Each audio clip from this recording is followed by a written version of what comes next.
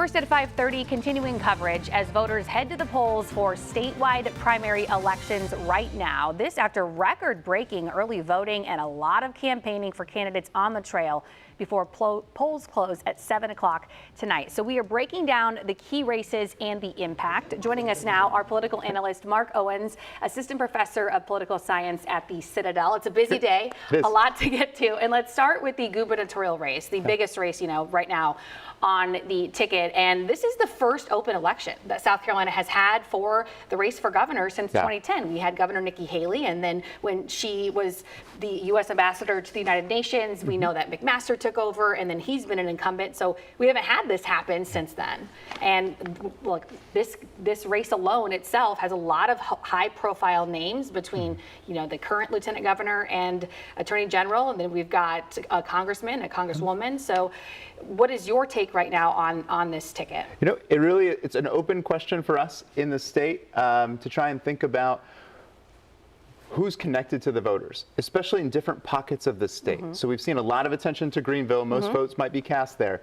But the idea is a lot of people want to continue to say that they've been part of South Carolina's growth and success over those 16 years or more. And then the other idea is they want to give a fresh perspective of what South Carolina will be. And so when we think about two candidates are likely to jump out into a short lead here, there's a big fight over that second position, though, when thinking about who could make a runoff. Well, and let's talk about the latest poll. And, we don't always know necessarily who's backing the polls, funding those polls. But the latest one out today, 22.4% for Abbott, 20.7% for Wilson. And then Ron Reddy, the local businessman who says that he is campaigning without any major corporate donations at 17.5%. Obviously that can change, but tell me more about that group and their polling strategies. So one of the things that we look at in all those numbers, it tends to be that there's going to be about a 4% margin of error when we think about how many people you could talk to, or also if they're talking to the right people when we try and take that. So this idea of the Trafalgar organization has been done a lot of polling since 2016. They're really taking an interest into Southern governor races because they're still trying to find out more of how to test the South Carolina electorate and also get ready for 2028 maybe.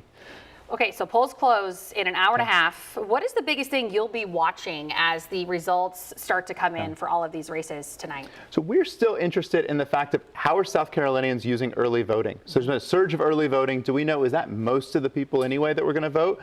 Or is there still this group of election day voters who are always showing up on days like today? And so while there might have been a 30,000 person advantage for Democrats into that early voting, expect to see Republican turnout come back and match that. And it'll be unique if there's an equal number of votes cast in a Republican and Democratic primary. Yeah, certainly a lot to watch. And you'll be joining us again at 7 o'clock tonight to continue to weigh in on this election day. Thank you so much for joining us here.